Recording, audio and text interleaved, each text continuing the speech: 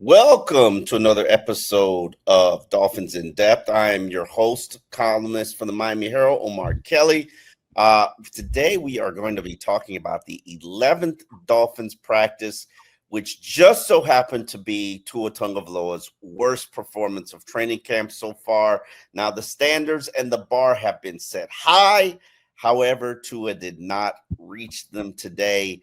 Joining me to discuss the practice, what we saw, what we didn't see, some of our thoughts and observation is Isaiah Smalls, Miami Herald Dolphins beat writer.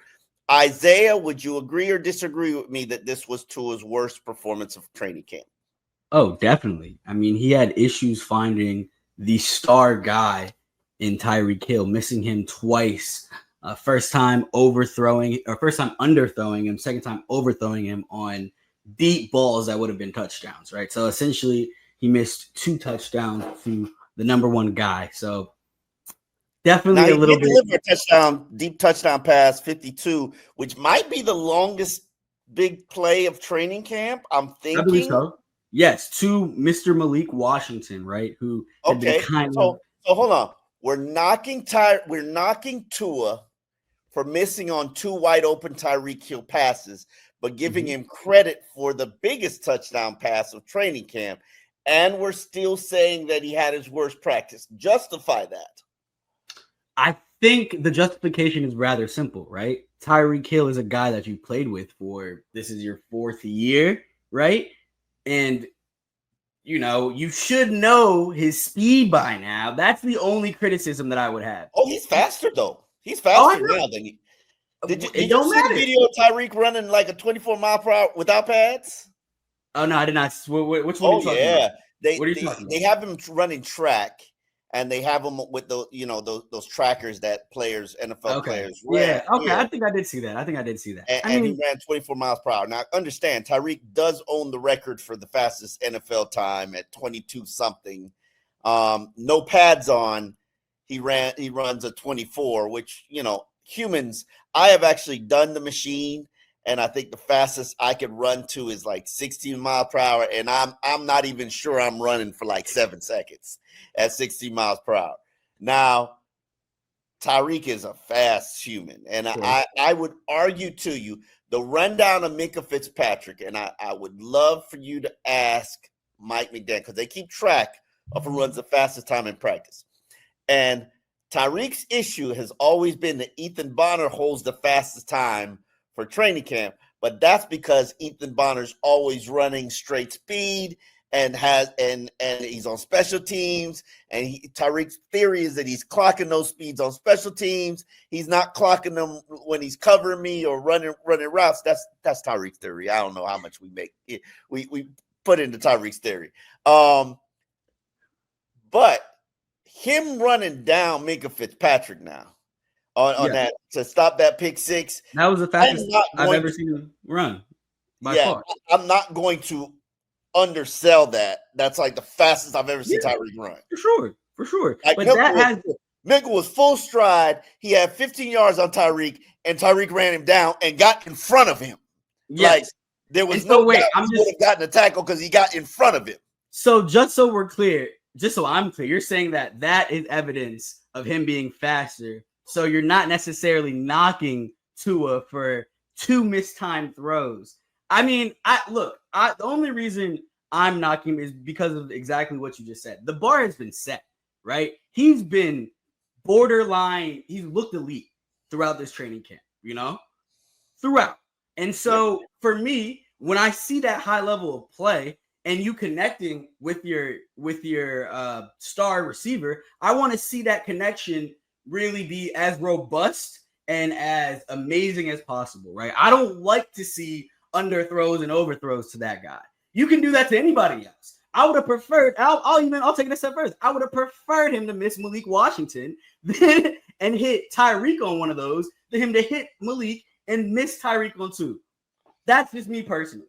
And I'm saying that only because that is the number one guy. That is the guy that you want to get the ball to, right? That is the guy that in an ideal situation, if you could throw it to him 1 billion times per game and it would not affect him, that is what you are going to do, right? And so it clearly affects him. Exactly. And so my point is, I personally am not necessarily a big fan of him missing Tyreek twice. I'm not. That's just point blank period. I'm not. Okay. I give him credit for the Malik Washington because one, it was a good play. Malik really, first of all, I wasn't necessarily sure that Malik had burners like that, but he looked fast. He burned Kendall Sheffield to just be as plain about it as possible. Absolutely. Literally ran right by him, right? Yeah. And so to see Sheffield had a bad day today. He didn't make my stock down, but he had a bad day today. He got chewed up. We might as well call him Toast because if that's all he burnt Toast, that's all he did, man. So I feel bad about it. But here's my point, because Dolphin fans think I'm lying to them when I say the cornerbacks are not doing that bad. I can't sit here and say, okay, my concern with the offensive line, the second level offensive line, like that's the level of concern Dolphin fans have with the cornerback situation. And my eyes tell me it's not that bad. It's like, okay, it's not like we see Waddle streaking downfield wide open all the time. Now, today we saw Tyreek wide open. Today it was that bad. Yeah, today it was that bad. Today it was that bad for sure. Today it was that bad. Tyreek was wide open all day. Well, he didn't practice all day. I think he shut it down after the second miss on the deep ball.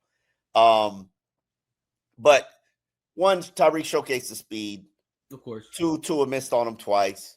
While he did connect on a deep pass, that would have been a touchdown to Malik Washington. I also noticed he was working with receivers he doesn't have chemistry with, particularly Nick Westbrook-Ikhine. And I know they threw a touchdown pass that the Dolphins put up as a highlight, and it was a nice tiptoe touchdown pass, and that's great. But you could clearly see him and Westbrook-Ikhine, they don't have chemistry. And as we know and have said, if Tua doesn't trust you and doesn't have chemistry with you, he don't really throw to you. It's like he's not going to throw to you.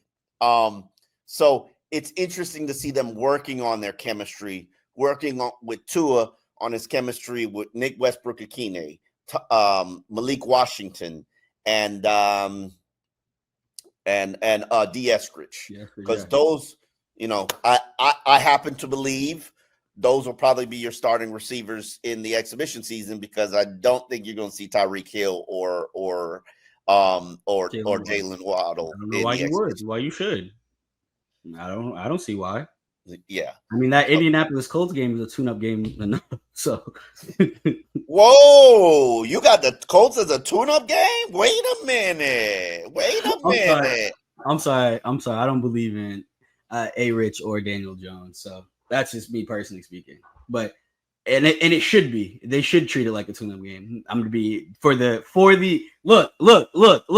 This should not even be a hot take. This should not be a hot take, because I believe on the road season opener, Jonathan Taylor. Okay, yeah. Oh, Jonathan Taylor is one of them ones. That's not who I'm focused on. I'm focused on the guy who. Do you remember how many passing yards Anthony Richardson threw against? He still beat the Dolphins. Yes, but who did he beat? Okay, the backups, the backup quarterbacks. Not even just the backup. He beat the third string too, because by the end of the game, Skyler was not in there. All right. No, it wasn't Skyler. It was Snoop Boyle.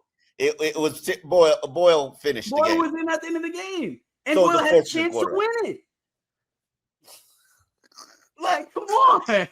I mean, the pass that he threw was like, it was awful. Oh no, I'm saying he had a chance. I'm not saying that. Like, I'm talking about score time situation. I'm not saying that like his throws were all on point because they lost the game. But yeah.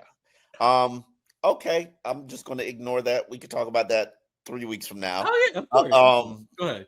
Interesting that you say that. I got to see a little bit more from everybody. But I'm just saying, I'm talking about if we look at this team on paper, what they want to accomplish, what they look to accomplish, right? And just I'll say judging by our eyes too, that I like the defense. I like what the defense has brought. Honestly, I don't really have much faith in the Colts defense as well. And so you flip it over to the Dolphins offense. Obviously, that's going to be the calling card of a Mike McDaniel team. It should be a tune-up game. I'm not saying it's going to be. I'm saying this should be a tune-up game because I don't next know week if there's such a thing in the NFL. Oh no, there's not. There's not. I think everybody is coming out to compete. I'm not saying that it's that. I'm not saying that no one's going to compete. The Colts gonna have hope in week 1. They go into the Super Bowl in week 1, and they should. I mean, in your mind, week 1, you should be going to the Super Bowl. I don't think the Colts have Super Bowl aspirations. Think about. No, I agree. I agree with you. Like in theory, they don't know how good they are in their mind. In theory, you're right. I think every team should be considered a Super Bowl contender week 1. But there's levels to this, Omar. Let's not act like they're not levels to this. In your mind, yes, but in reality, are the Colts a Super Bowl contender? No. Okay. So in reality, are they any worse than the Dolphins? Come on now. Don't do this. Hold on. Okay, let's don't do this. Don't do this, Omar. Come on, bro. Let's have this conversation 3 weeks from now. But if that's the way you coming in this conversation, you need to do some research, sir. I'm sorry. I've never said this on this podcast, but I'm confused. I'm utterly confused on your perception of the Indianapolis Colts. They beat the Dolphins last year. Huh? I said they beat the Dolphins last year. Context, though. You think? Let's be honest. Okay, let's just all jokes aside. Do you think the team would have beat the Dolphins with? You think the Colts would have beat the Dolphins with Tua Tagovailoa in there? No. Okay. But we can move on. No. Ain't no but. Let's move on. Yeah. Okay. Let's address this. We had an opportunity to talk about Zach Sieler's contract. Mm-hmm. We've beaten it to death, the value and importance of getting it done. The Miami Dolphins did get it done. We do not know the details of the contract, but I can share the details with you that we do know. It's a 3-year, $67.75 million extension on what was already a 2 years of his deal, where Zach was going to get roughly $18 million without another $2.5 million in achievable bonuses. So I don't necessarily know what the framework, whether those bonuses were worked in or whether they're still in the contract. I don't know. But based on what I am told about the contract from listening to Drew Rosenhaus, Zach gets $34 million in the first 2 years. He gets $44 million fully guaranteed. My guess is that the $44 million are over the first 3 years of the deal. And then when you factor in the $18 million of the contract that was existing on the deal, which more than likely a good agent will not let disappear in total value. What I mean is, I believe they left the existing deal below and put the new deal up on top. You follow me? You got what I'm saying? Okay. This is all speculation, but the value of the existing deal, the $18 million, should still be in there. Then we get to the new money, which is how agents try to sell reporters on contracts to fluff up the value and make you think it's $22 million. But when you really do the average of the contract, based on my math, which is 5 years at roughly around $87 million, it brings Zach to $17.35 million in change. Now, when you extrapolate that out, it kind of breaks down to $44 million over the first 3 years of the deal.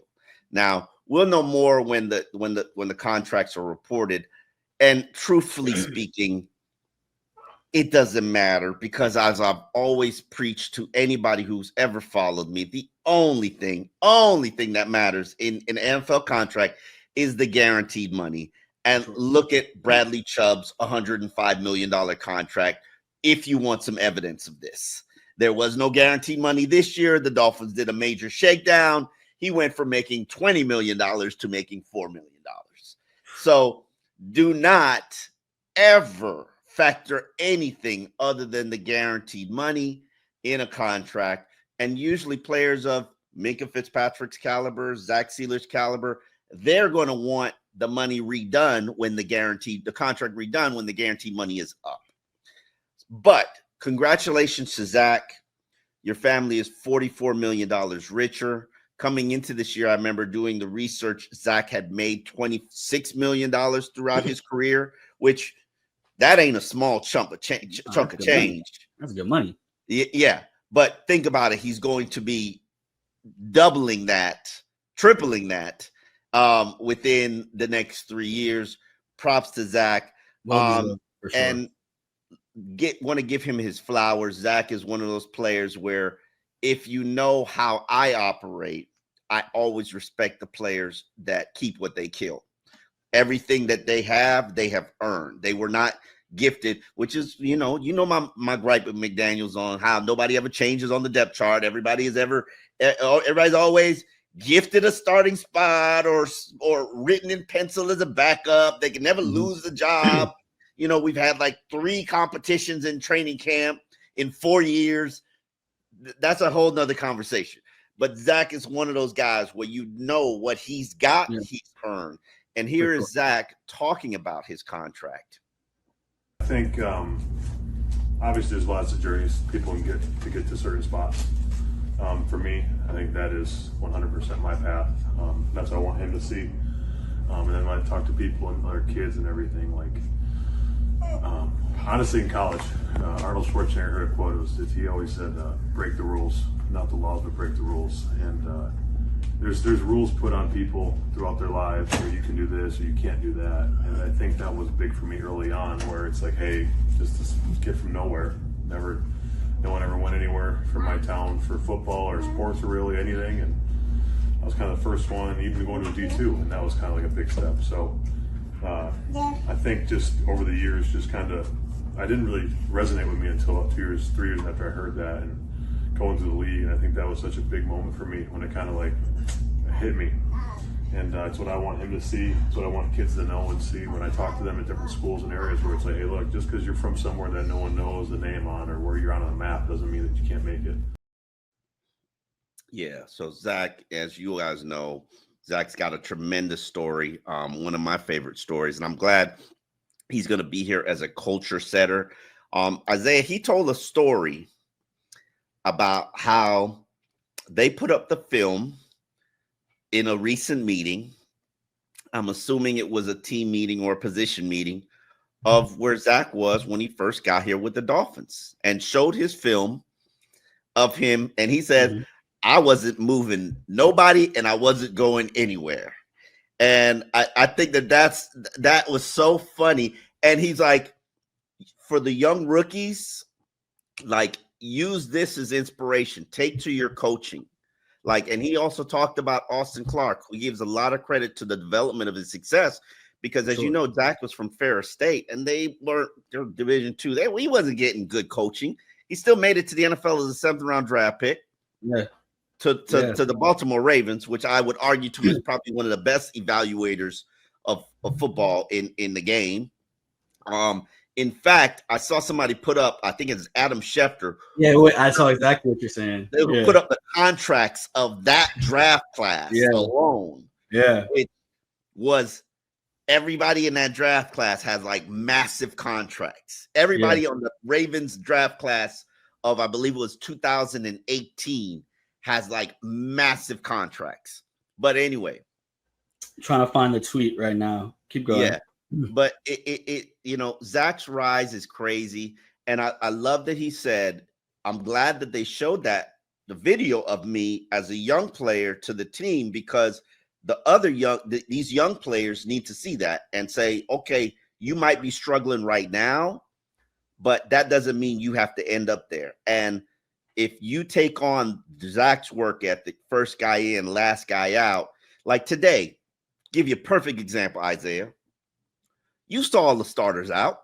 Today was scrub days. It was scrub hour. It was wow. What? Okay. Wow, that's a hell of a term right there. Okay. That's a hell of a term right there. We're not even practicing. Okay. Did Chop practice? He did. He got a few moves. He got a sack or two. He definitely got a sack or two. I saw that with my own eyes. He did. Okay. He might have taken 10 snaps today. Okay, that's fine. How many did Zach Sieler take? I mean, he took everything. He was always in there.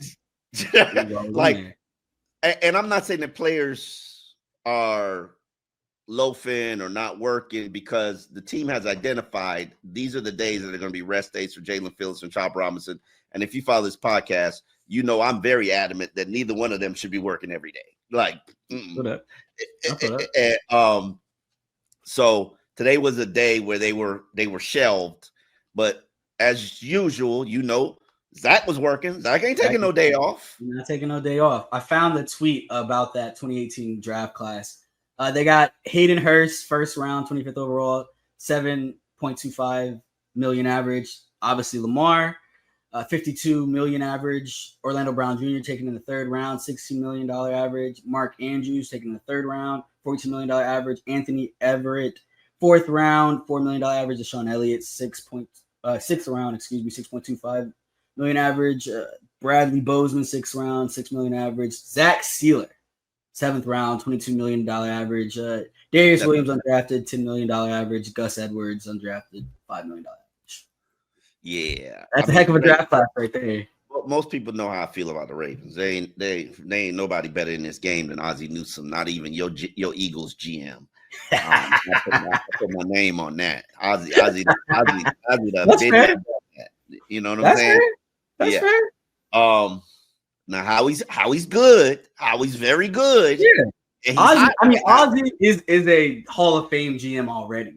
I think Howie's just now started to put the pieces together for that resume. Oh, he's gonna be a Hall of Fame GM. Yeah, but I think the resume is a little bit newer than Ozzie's. Ozzie's been the GM for 2 Super Bowl runs. Yeah, but that's what I'm saying. That's what he does. But 2 Super Bowl runs. But think about how long Ozzie's been in the role. Like years. So that's what I'm saying. He's just now starting to build that resume in full form. I think Howie might be in already. Yeah, I know. I think he is too. But I'm just saying, like, he's about to, he's building it even more. That's what I'm saying. Definitely. To finish up that conversation, I really think your GM resume should be credited based on your tree. What comes off your tree in terms of assistance. But that's a whole different ball. So you're saying, like, if let's say I draft you and then you go off somewhere else and get $1 million contract, I still deserve No, not the player. I'm talking about the executives under you. Oh, okay, yeah. That should definitely be treated like a coaching tree. Yeah, for sure. Yeah. No, and your Hall of Fame stature should be credited. Like, I make the argument. Mike Shanahan, who is a Mike McDaniel's mentor, that's who brought him into the league. Hell, as a ball boy and put him on the staff. He should be in the Hall of Fame, because if you look at his tree, his coaching tree, it's right up there with Bill Parcells, if not better. It's not better. That's real. So I don't know about better. Any coaching tree that has Bill Belichick on it is kind of crazy. But oh wow, you hit me with Belichick. I mean, what do you mean? Who's the star of the coaching tree? All right. Who's the star of Mike Shanahan's coaching tree? I think it's Gruden. Okay, yeah. That's not a bad star. That's not bad, but that's not. It's not bad. It's not Belichick. It's not Belichick, but it's good. It's great. I think the consistency of his tree, like all of his assistants, some of these coaches have some duds in them. Belichick's got a whole lot of duds. Oh yeah, Belichick's coaching tree has a lot of duds. Yeah, Parcells' coaching tree got a whole lot of duds in it too. But anyway, that's another tangent conversation. I did want to get to, we had an opportunity to speak to some of the assistant coaches yesterday. We did not do a podcast because, as I told you, I'm only podcasting practice days because that's all y'all care about. I would like to bring up some things that really stood out to me. Barry has written about 16,000 stories telling you what these 24 coaches have had to say The top standouts to me were Frank Smith nearly coming to tears, talking about Darren Waller. Yeah. That was really, you could tell he was emotional about it. Yeah. You could tell Waller's got, and he pointed out Waller can play every position. And he's they're also talking about how he can high point balls. So all those red zone balls that Devon A-Chain has criticized Tyreek Hill should not be running. High point, taking his shot at Tyreek since Tyreek took a shot at him. You shouldn't have come out the gate. Let me give you a little bit of advice because you're young, you don't know. Go ahead. You don't come out the gate with your fastball, okay? Okay. You let them warm up a little bit, get a couple of swings in. That's fair. And then you bring the heat because he was waiting to tell you, yeah, Tyreek always got something to say. You never know what he's gonna say up here, but just like he said, I shouldn't be running.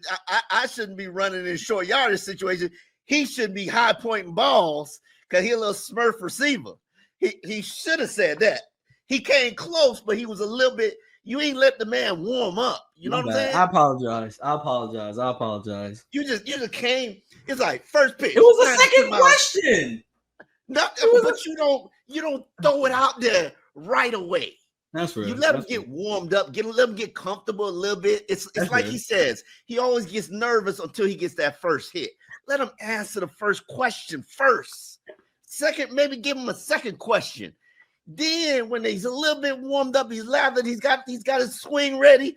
Then you throw him that thing high. I will say this. While I agree with you in theory, it is sometimes, as the new reporter coming in there, it is sometimes hard to get extremely hard to get questions in. And so what I found worked for me, and it's something, this is new, this is 2025 talking, is that like you should always, for whatever reason, between the first question and the third question, and the first question and the second question, there's always a big gap.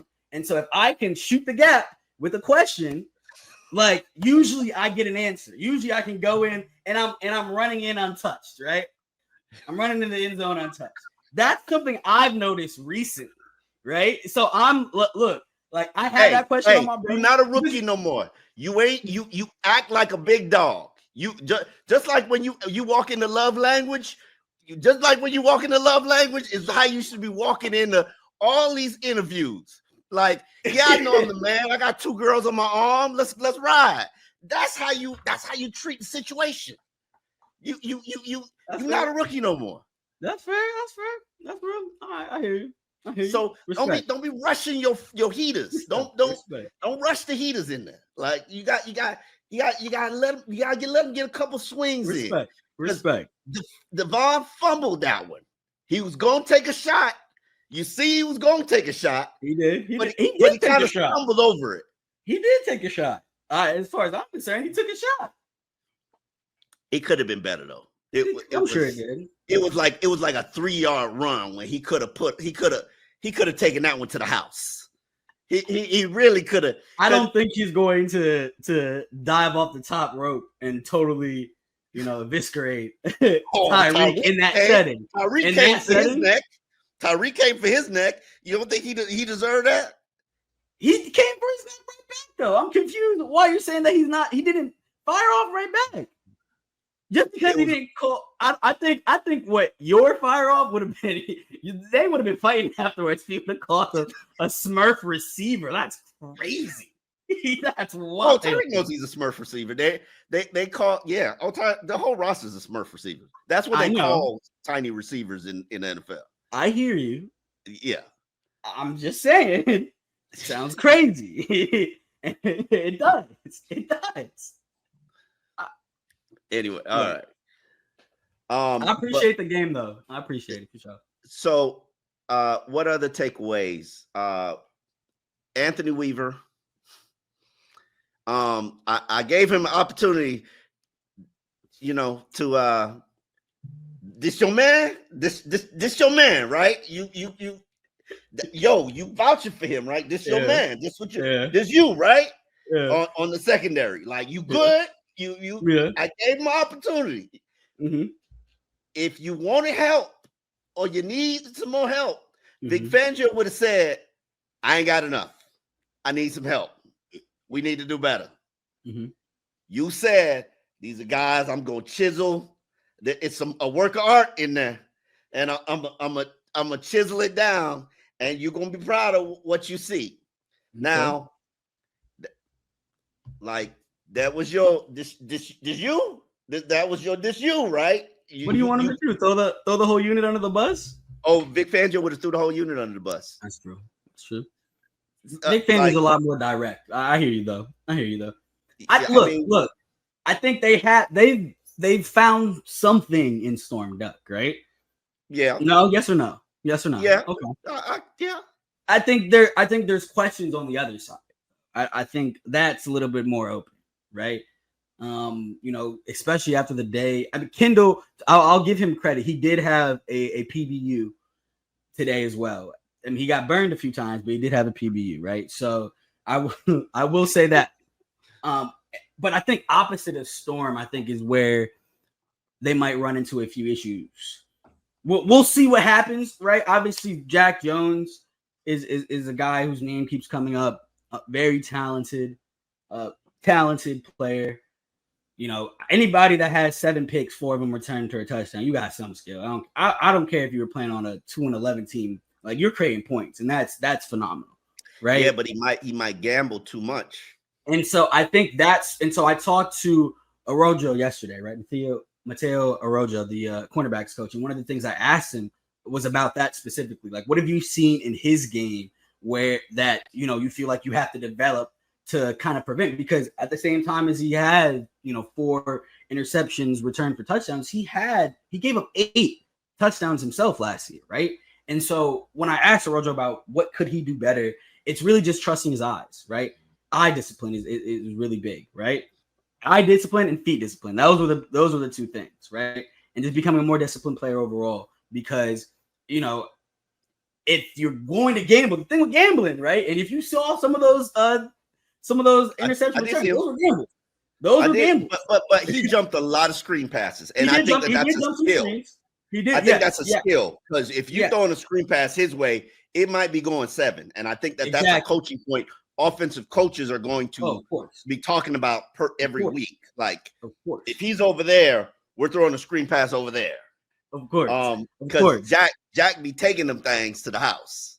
Jack Boy. That's the name. That's what they call him. So it'll be interesting to see what the Dolphins, or intriguing to see what the Dolphins do. I don't like using interesting. It's too ambiguous. But I want to see what they do, because you're to the point that you said earlier, right? Like, there are some veteran corners out there right now.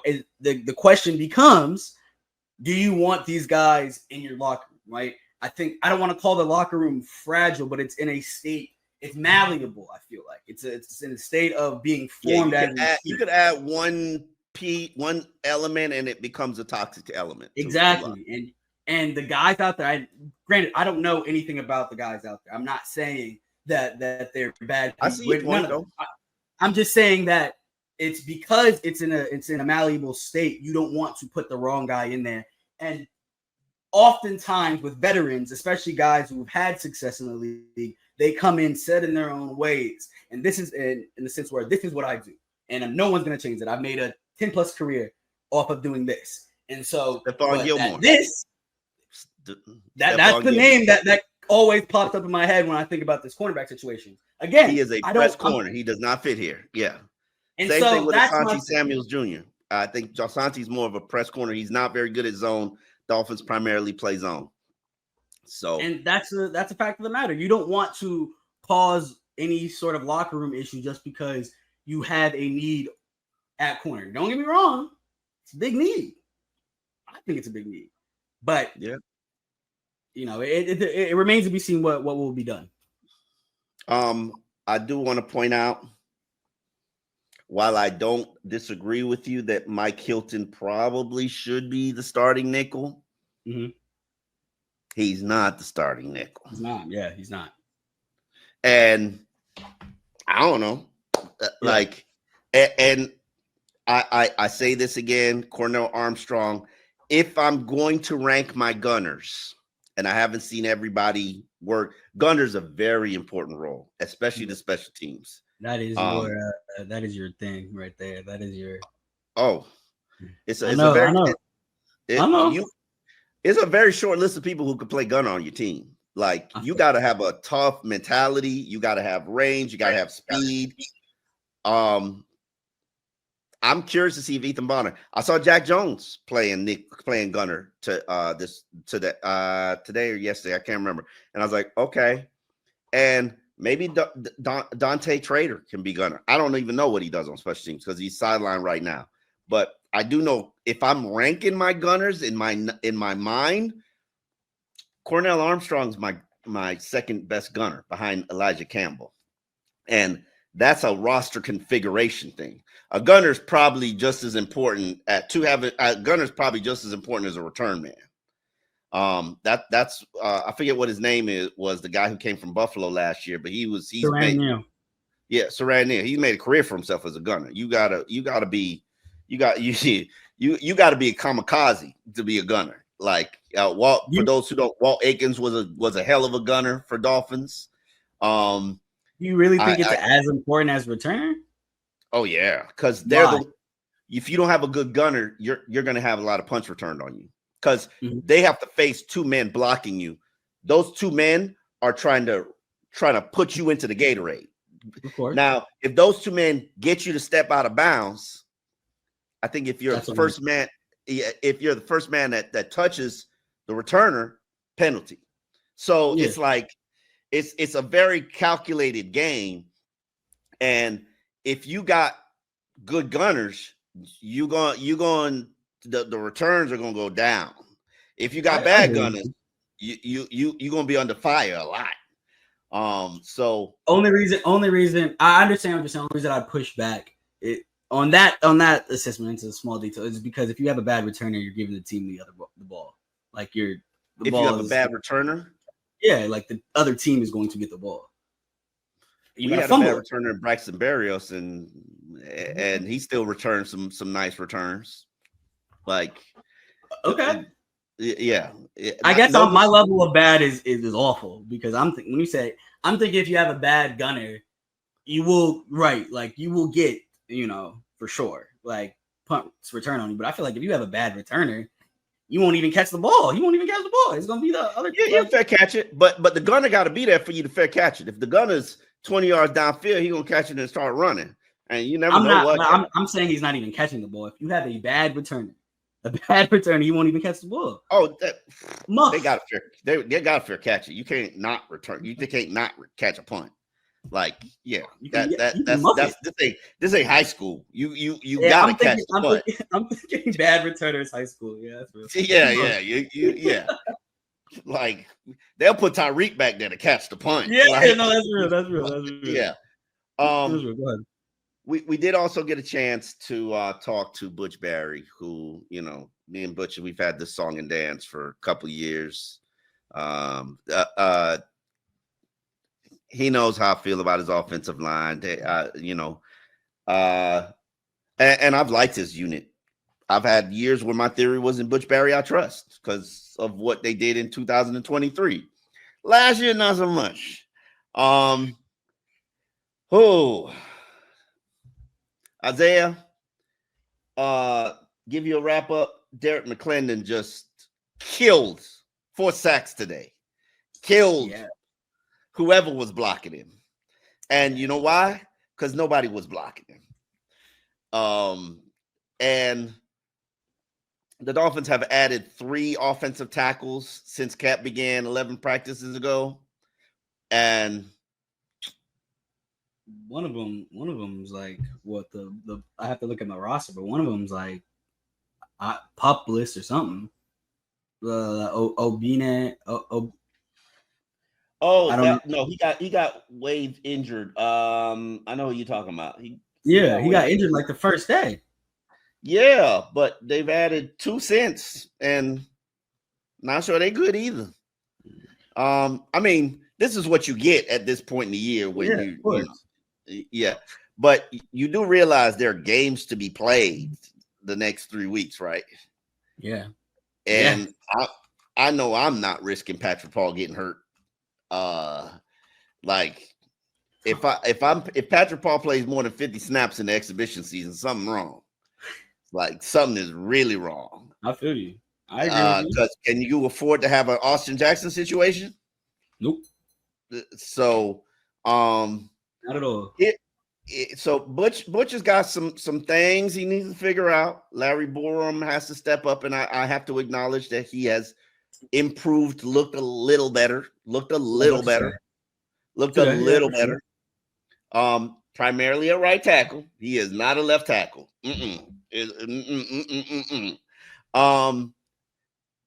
I will give Butch this. His unit is playing on a string. They're playing collectively better. Now, what will that mean down the line? I have absolutely no idea. But here's Butch Barry on what he's seeing from his offensive line and the progress that unit is making so far. I think everybody in the room is trending in the right direction. Like I said, good, bad, how do you value that? How do you evaluate that right now? That's another 3-hour discussion to have, successful, unsuccessful, because there's so many different variables, who you're playing next to, who you're going against, all these things. But it's a standard of work, right? And are you getting better from the day before? Are you responding from something that went bad? And are you getting better? Would you be viewed as someone would say it wasn't a very good day one day and the next day is a better day? Well, that's great if somebody does that, right? If they don't do that, then okay, why? Is it coaching, right? And so it's all about their development every day and the process of it every day. And so the style of play and everything else, that's what I care about right now to evaluate how guys are doing. I think the whole room is into the style of play that we want. What would you tell Savai Naya about how to approach his first joint practice? I'll be there with you guys next Friday. Yeah, everything with preseason all the way up is just constantly talking about the process of what you want it to be like for a game, all right? And then understanding that you're going out there to play football, something you've done your whole life, right? It's against another opponent, but you've been doing this your whole life and you've been prepping for games your whole, or however long you've been playing football, okay? Whatever that is, but you guys get what I'm saying. And so it's going to be very intense, but he's already an intense person. He's already a very focused person. So I think he'll be in a good place mentally where he's got to be. Is the technique and the rules for trench play and joint practice typically similar to what we see on the field too? Yes, very similar. I should not see, unless it's inactive. Unless it should be very similar, just like we're practicing against ourselves. It should be safe. It should be clean. Yes. Yeah. So interesting that Joe Shad from the Palm Beach Post asked that question, because there are rules to joint practices. Those rules are defined by each team, and they sit and they discuss and talk about those things. And I believe last year, like if you fought, you got thrown out of practice, blah, blah, blah, blah, blah. So what is it what you would like to see when we come back from Chicago, or hear about the Dolphins when we come back from Chicago, from those joint practices and exhibition season? No, I think that's a great question. Number one, I think this goes without saying, right? Star players leave healthy. That's number one. That goes without saying. Star players leave healthy, right? That's it. I want to see Chubb and Phillips make plays on a different offensive line. I want to see that for sure. They're making plays earlier in camp.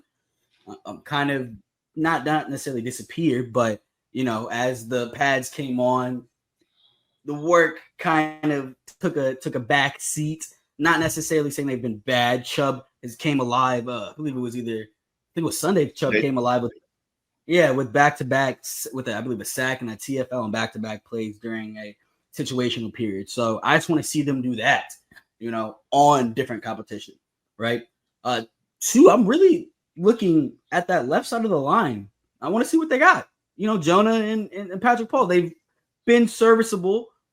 Patrick Paul's looked pretty good, honestly, in one-on-ones. I want to see him against different competition. I want to see how he works against different competition. And with Jonah, obviously he's a rookie, right? I want to see how he fares against, a good interior D line. I want to see it specifically. I want to see, going to Detroit and with how hard they play, I definitely want to see if they holding up there. And then with Patrick Paul and Aiden Hutchinson going at it, I want to see what he got. And then my third one, because the first one, the health thing, I feel like is a no-brainer, right? I want to see one cornerback step up and be like, look, this is my position on different positions. No. I want Storm Duck to firmly make that, because I believe it will be Storm Duck.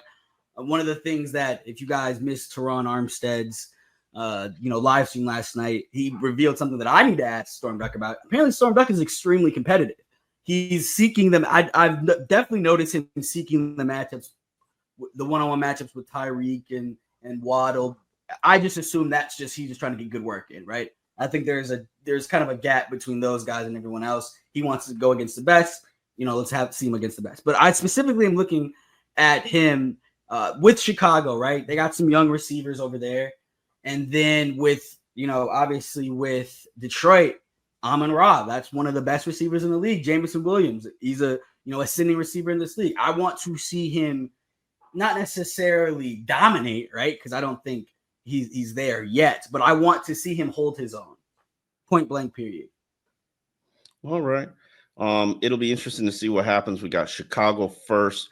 We will have a practice tomorrow, Wednesday.